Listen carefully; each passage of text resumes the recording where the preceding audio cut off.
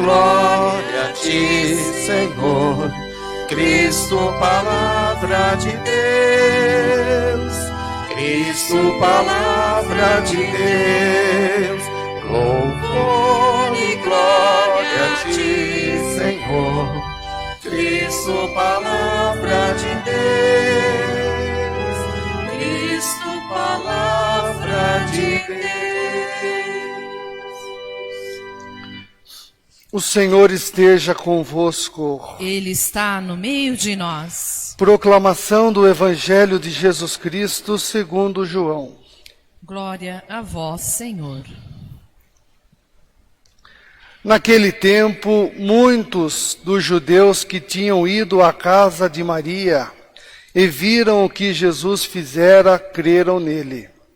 Alguns, porém, foram ter com os fariseus e contaram o que Jesus tinha feito. Então os sumos sacerdotes e os fariseus reuniram o conselho e disseram: o que faremos?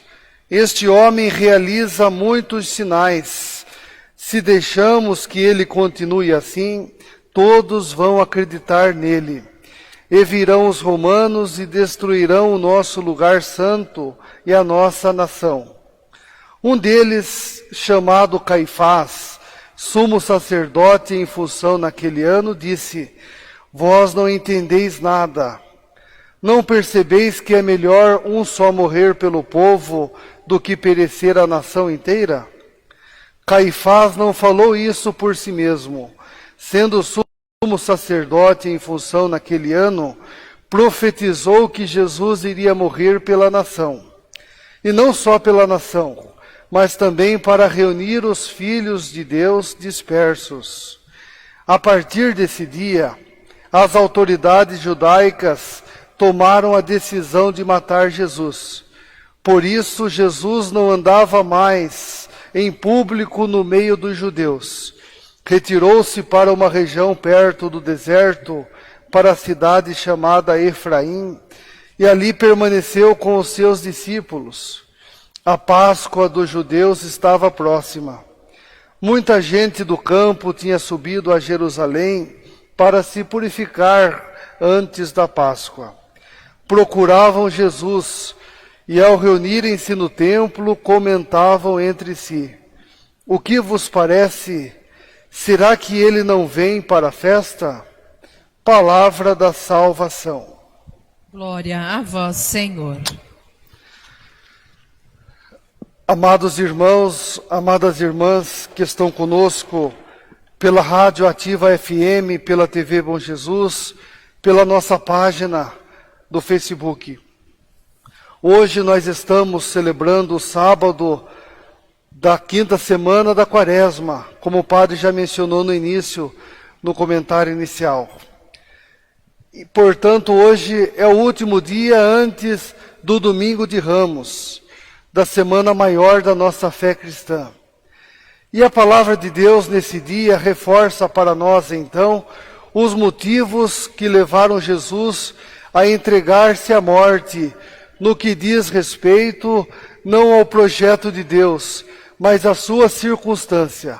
Então, olhando bem a partir do Evangelho, nós sabemos, meu irmão e minha irmã, que os romanos, que os judeus, que as autoridades do tempo de Jesus eram muito enciumadas e invejosas. E é por isso mesmo que eles também fizeram de tudo para que Jesus fosse morto.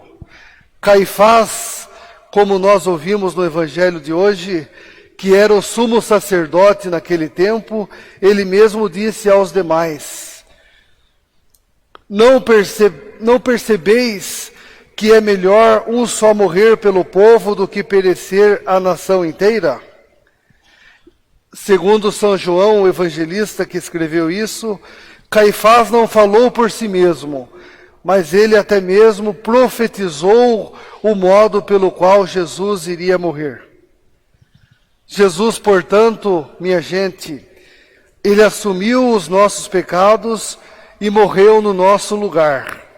Mas olhemos para este fato e percebamos que Deus quer nos ensinar por meio dele, que nós temos que estar atentos para fazermos a vontade do Pai dentro da nossa história de vida, assim como Jesus, que poderia ser libertado de tudo isso, uma vez que ele era plenamente Deus também como ser humano, e ele poderia então